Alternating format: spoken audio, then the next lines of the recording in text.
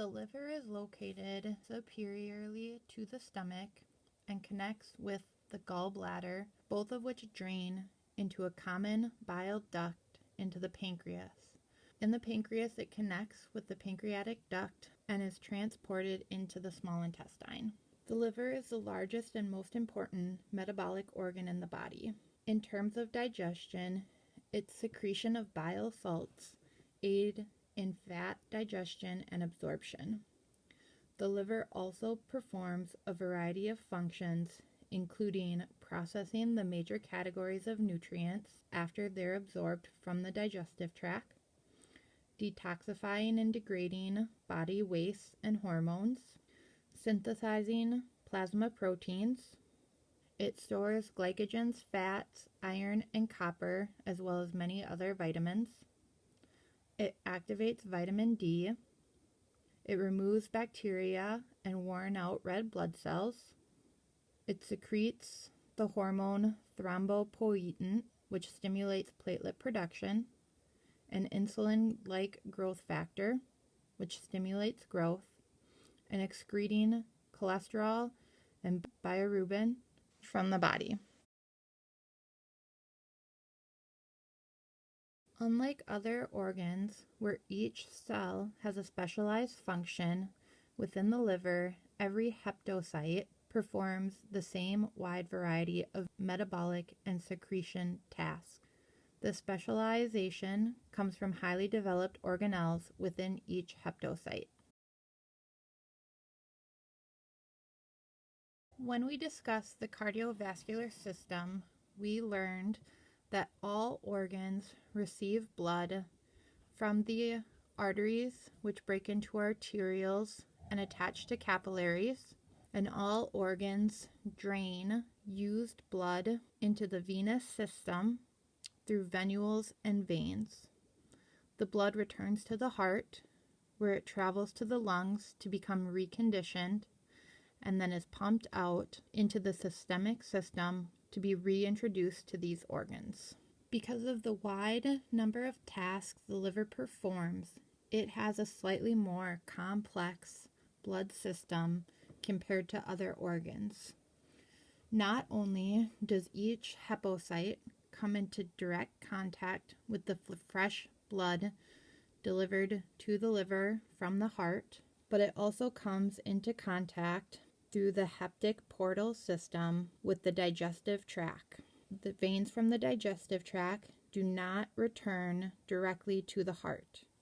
Instead, the veins from the stomach, large intestine, and small intestine enter into the hepatic portal system through the hepatic portal vein. Once in the hepatic portal vein, the vein again splits into capillaries.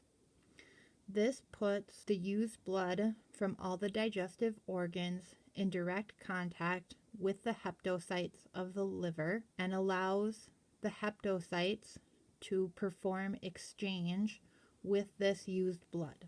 After the used blood has exchanged with the hepatocytes of the liver, it connects with the venules of the liver and drains into the vena cava to return to the heart. This allows the products absorbed from the digestive tract to be directly processed, stored, or detoxified before they gain access into the general circulation.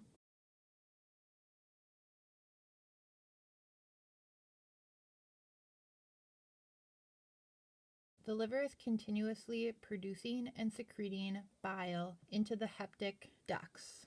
The hepatic ducts join the common bile duct, which connects to the pancreas through the pancreatic duct.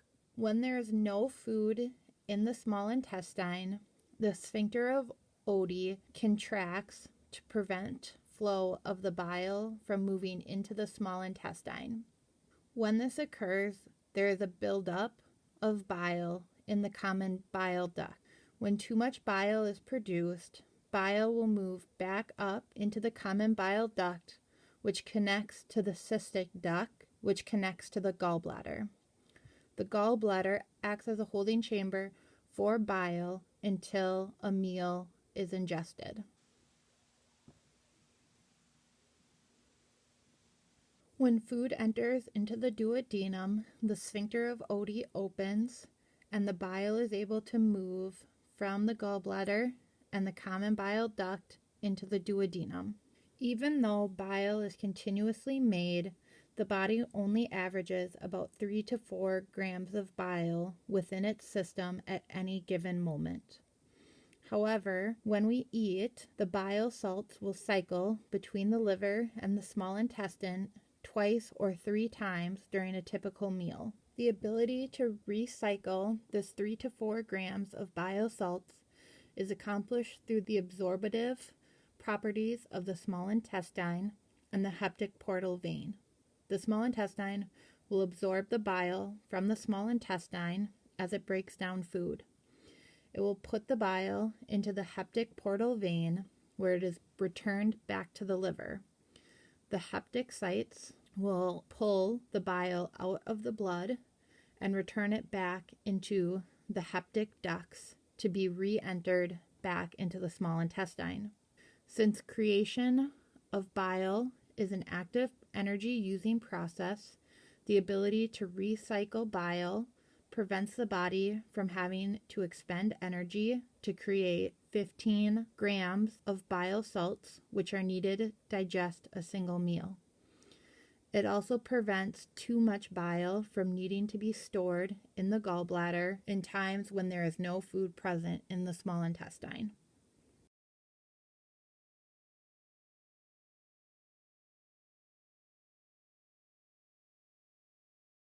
Bile contains bile salts, cholesterol, lecithin, which is a phospholipid, bilirubin, an aqueous alkaline fluid, and important to note, contains no digestive enzymes. Despite the fact that there are no digestive enzymes within bile salts, they are incredibly important for the digestion and absorption of fats. After they participate in fat digestion and absorption, most of the bile salts are reabsorbed into the blood by an active transport mechanism located in the terminal ileum.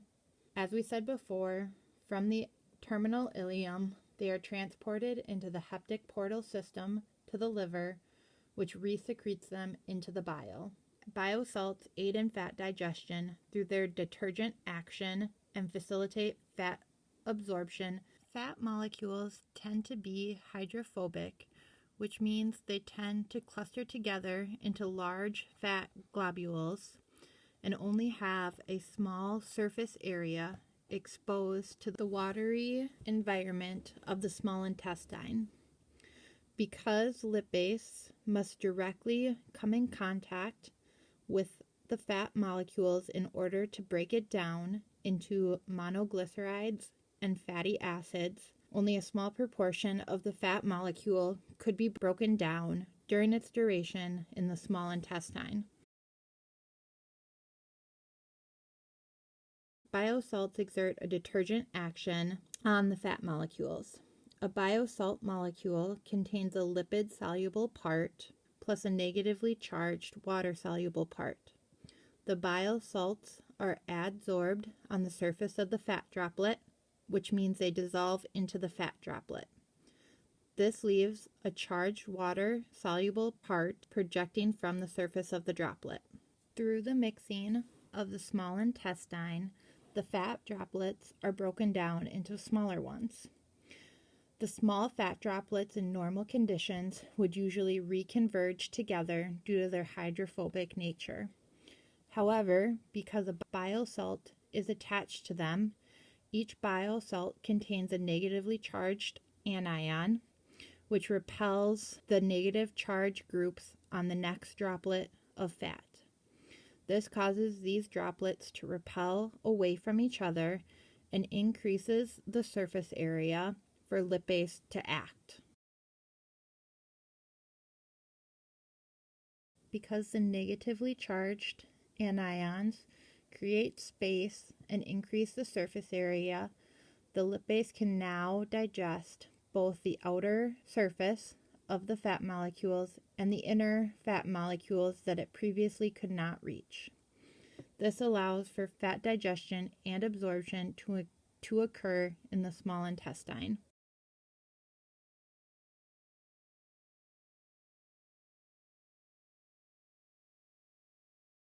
The absorption of fat is accomplished by micellar formation. Micellar are formed by biosalts, lecithin, and cholesterol. Biosalts and lecithin contain a hydrophobic and hydrophilic portion within their molecular structure. Cholesterol is completely insoluble. These molecules combine to form a water-soluble portion or an outer hydrophilic shell and an inner lipid-soluble portion. Once the holding carrier of a micelle has been formed, the fatty acids and monoglycerides are able to dissolve within the micelle and be carried through the small intestine to be absorbed. The micelles are water soluble because of their hydrophilic shells and can dissolve water-insoluble substances in their lipid-soluble cores. This allows them to carry monoglycerides and free fatty acid through the watery luminal contents. If monoglycerides and free fatty acids were unable to dissolve into micelles, it would float on the surface of the aqueous chyme and be unabsorbable in the small intestine.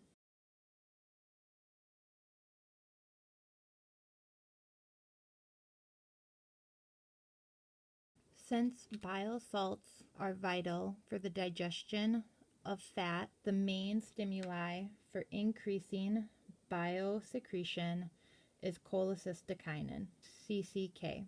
The release of CCK promotes gallbladder emptying into the duodenum as the gallbladder contracts. The salts participate in fat digestion and absorption and then are reabsorbed and returned by the enterohepatic circulation to the liver, where it acts as a potent stimulant for further bile secretion.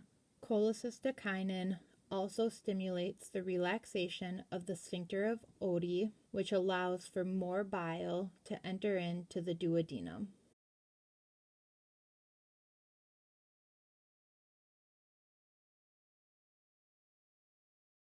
The small intestine secretes an aqueous salt fluid that is high in bicarbonate and water content.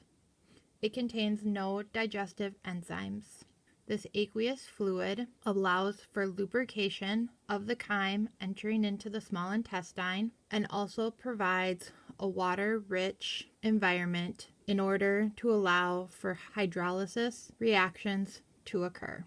Bicarbonate salts are necessary to create an alkalinic environment which allows for optimal enzyme function. Within the small intestine, with the help of biosalts and pancreatic enzymes, fats are broken down into their absorbable units of monoglycerides and free fatty acid. Micelles absorb the monoglycerides and free fatty acids and help transport them out of the lumen of the small intestine. Proteins have been broken down into peptides and some amino acids, and carbohydrates have been broken down into disaccharides and monosaccharides. Since proteins and carbohydrates are not all in their absorbable components, more enzymes have to be released to complete this process. The brush border are hair-like projections on the luminal surface of the small intestine epithelial cells. This forms the brush border. On the brush border, plasma membranes contain 3 categories of membrane-bound enzymes. Enterokinase activates trypsinogen to the active form of trypsin, which aids in the digestion of proteins, and aminopeptidase, which completes the digestion of proteins by breaking down peptides into amino acids. Disaccharadases complete carbohydrate digestion, of which there are 3 specific disaccharidase enzymes. Maltase, which breaks down maltose, sucrase, which breaks down sucrose, and lactase, which breaks down lactose. This completes the breakdown of disaccharides into its absorbable units of monosaccharides.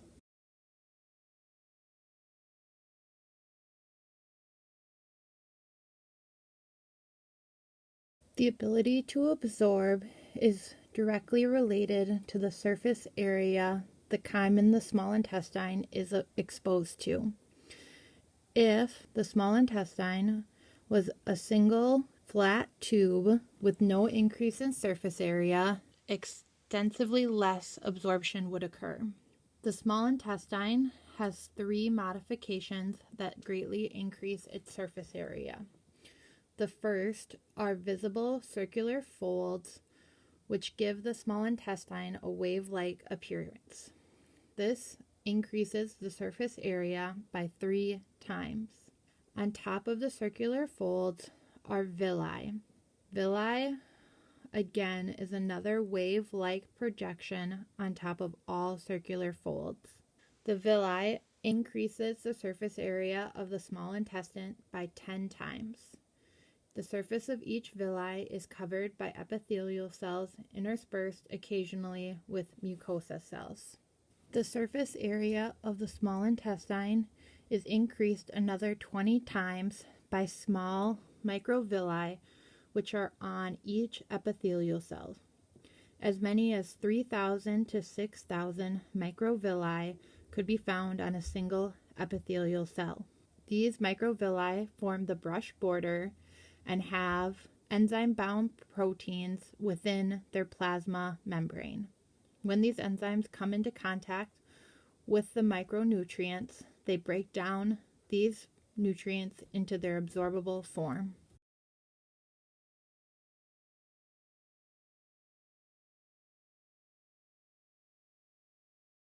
The villus is composed of a single layer of epithelial cells with microvilli lining the lumens. Within the fold of the villi is a central lacteal, the orange portion of the central drawing, along with a vast supply of capillaries. At the bottom of the fold, the central lacteal connects to the lymphatic vessels, and the capillaries connect to the venules. The center of the wave-like portion is a connective tissue core that holds the epithelial structure in place. During absorption, digestive substances enter into the capillary network or the central luteal. To be absorbed, the substances must pass completely through the epithelial cell, diffuse through the interstitial fluid within the connective tissue core, and then cross either the capillary or lymph vessel wall. Intestinal absorption may be active or passive.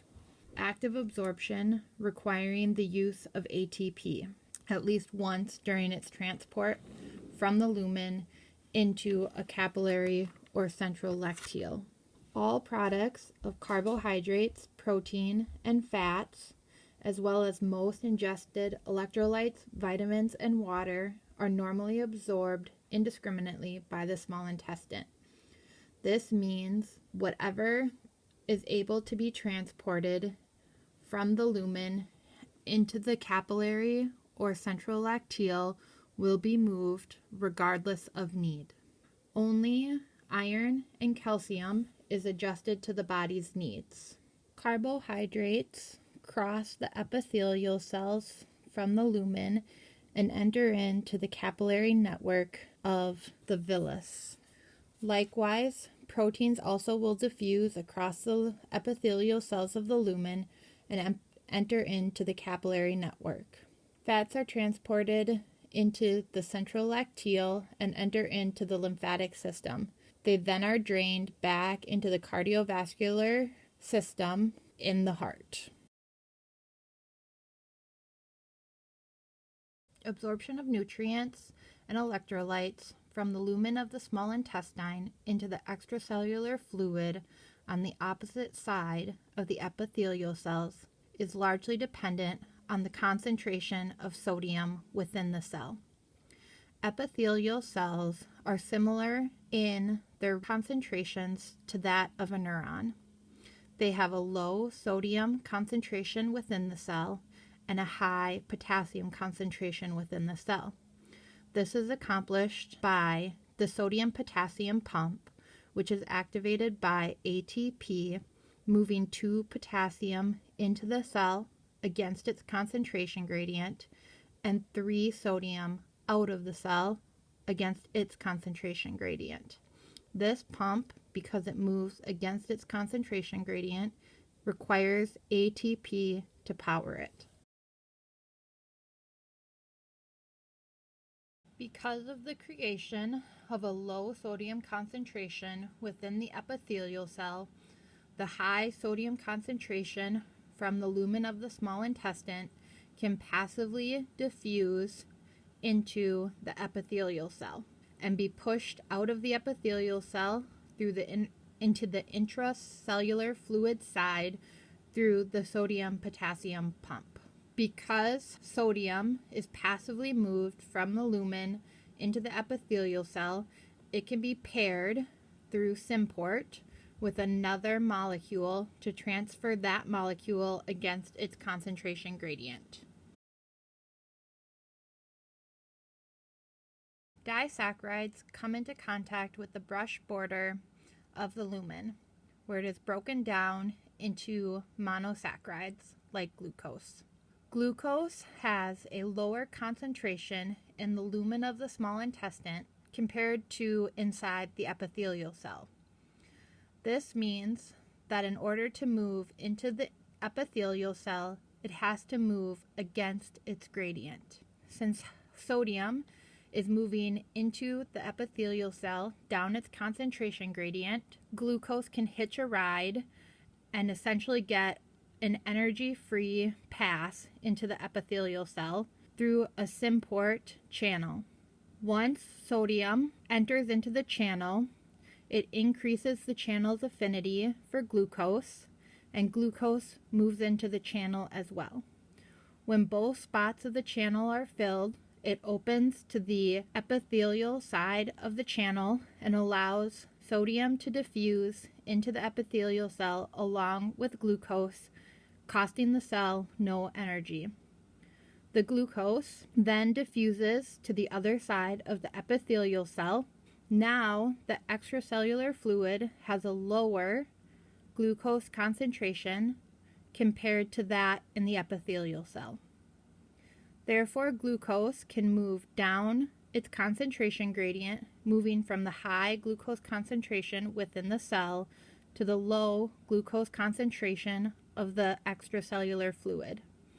From here, this glucose can enter into the capillary system. Most digestive enzymes that have been secreted into the lumen must be digested and absorbed.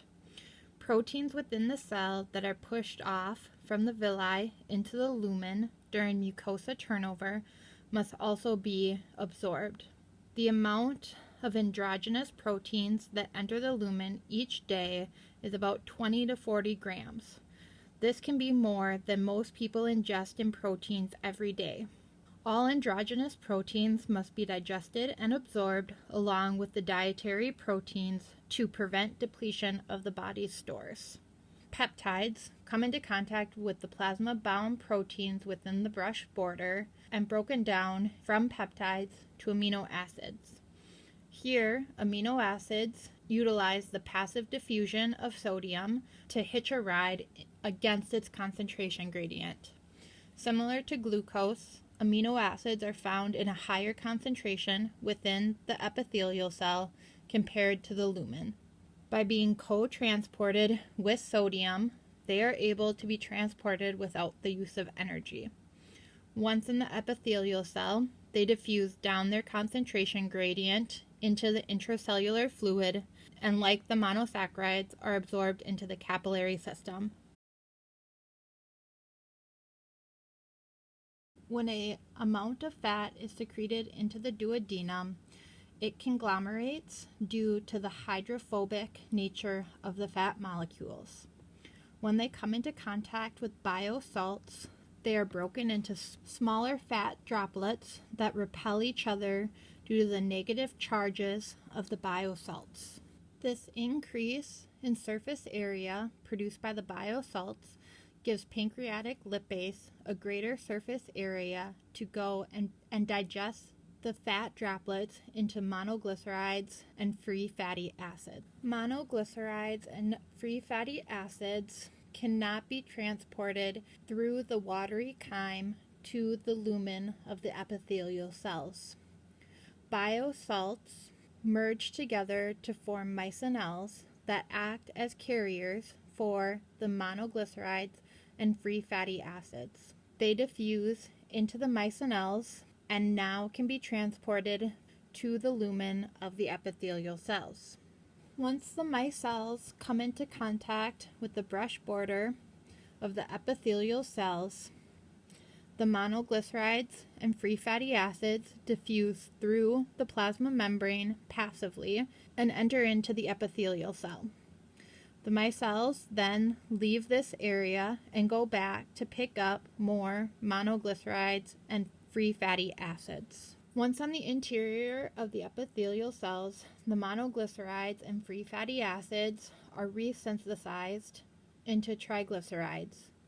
The triglycerides conglomerate into droplets and are coated with a layer of lipoprotein, which makes the fat molecules water soluble.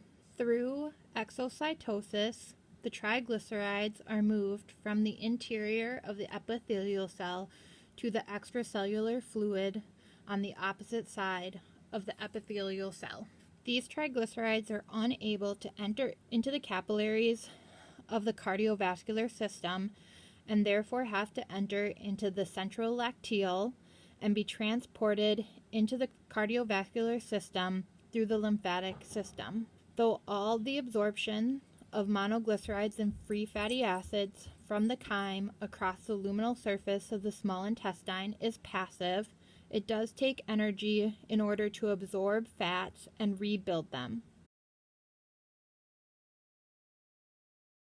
Once the absorbable nutrients, vitamins, and electrolytes have been moved from the lumen of the small intestine into the cardiovascular system, the venules leaving the villi, along with the rest of the digestive tract, empty into the hepatic portal vein, which carries the blood to the liver.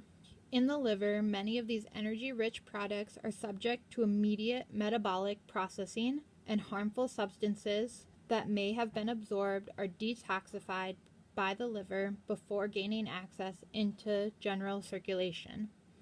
After passing through portal circulation, the venous blood from the digestive system empties into the vena cava and returns to the heart to be distributed throughout the rest of the body.